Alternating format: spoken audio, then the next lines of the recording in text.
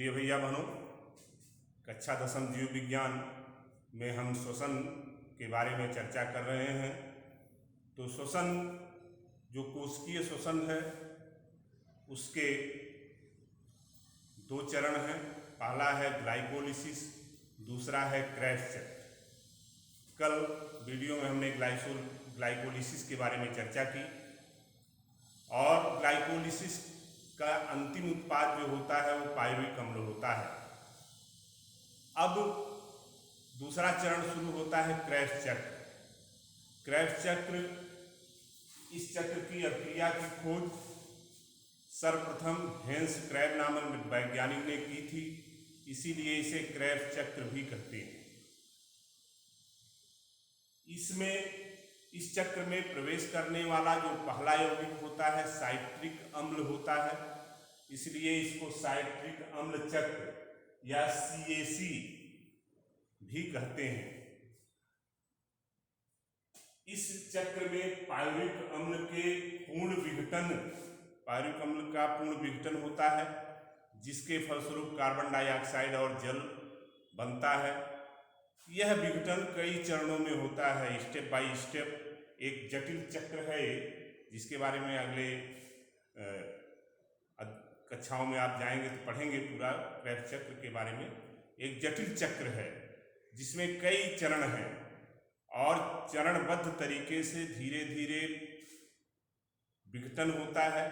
कई मध्यवर्ती उत्पाद बनते हैं, कई प्रकार के अम्ल बनते हैं और इसमें ऑक्सीजन का उपयोग होता है और धीरे धीरे कार्बन डाइऑक्साइड और जल बनता है और ऊर्जा मुक्त होती है स्टेप बाय स्टेप। यह ऊर्जा ATP के रूप में ग्रहण कर ली जाती है। इस तरह से यह जो चक्र है जिसमें ऑक्सीजन की उपस्थिति आवश्यक है और यह चक्र कोशिका के माइटोकॉन्ड्रिया में संपन्न होती है। इसीलिए माइटोकॉन्ड्रिया को कोशिका का पावर हाउस कहते हैं, ऊर्जा घर कहते हैं, क्योंकि श्वसन क्रिया में ऊर्जा मुक्त होती है, ऊर्जा प्राप्त की जाती है श्वसन क्रिया द्वारा और जो माइटोकॉन्ड्रिया में संपन्न होती है। ऑक्सीजन की उपस्थिति होने के कारण इसे ऑक्सी या वायवीय श्वसन भी कहते हैं। जबकि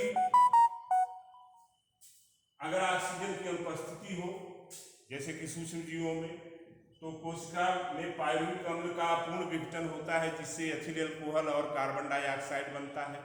इसे अनॉक्सी या अवायवीय श्वसन कहते हैं, जिसके बारे में हम पीछे चर्चा कर चुके हैं। तो इस तरह से ग्लूकोज पहले ग्लाइकोलिसिस चरण में ग्लूकोज से पायरुविक अम्ल बनता है और इस चरण में कुल 4 ATP अणु बनते हैं, 2 ATP अणु खर्च होते हैं। इस तरह से ग्लाइकोलिसिस क्रिया के दौरान कुल 2 ATP अणुओं का शुद्ध लाभ होता है। उसी प्रकार क्रेब्स चक्र में पूरी क्रिया संपन्न होने के बाद कुल 36 ATP अणु बनते हैं। ATP अणु क्या है? ऊर्जा यौगिक है, ऊर्जा का सिक्का भी कहते हैं, जिसका उपयोग शरीर के विभिन्न क्रियाओं में उपयोग किया जाता है। तो इस तरह से ऊर्जा उत्पादन के बारे में कल हम चर्चा करेंगे वीडियो में। तो ये श्वसन चरण जो ऑक्सी श्वसन है वो 2 चरणों में पूर्ण होता है, ग्लाइकोलिसिस और क्रेब्स चक्र।